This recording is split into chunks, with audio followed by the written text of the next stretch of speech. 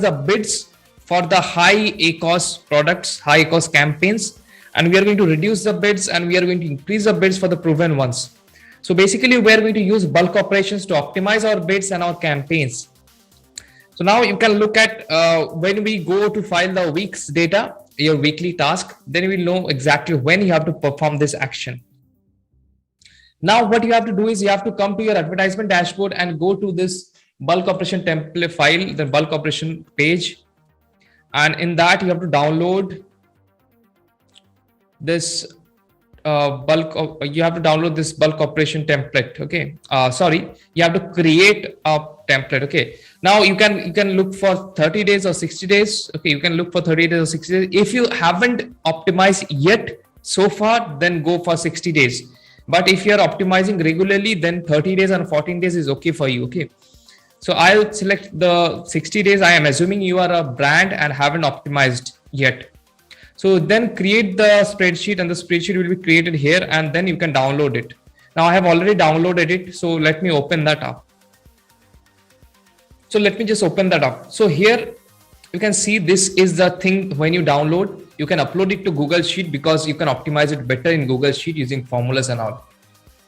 So right now, this is the first page of the sheet that you will see. Now we do not need to do anything here. The first thing first that you have to do is you have to make a copy of this sponsor. Go to sponsor product campaign and select all the cells. Make sure you copy this, then go to create another sheet and paste all this data to have a backup. Okay. Now it's slowing down a little bit.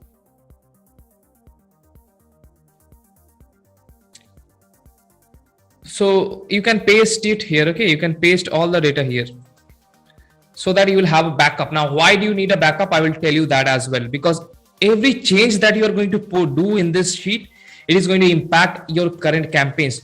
So having a backup of your current campaigns is good for you. Plus, we are going to change this data after we finish with our optimization. So come to the sponsored products campaign. Now these sheets are actually created automatically. Let me just delete this sheets which are not needed.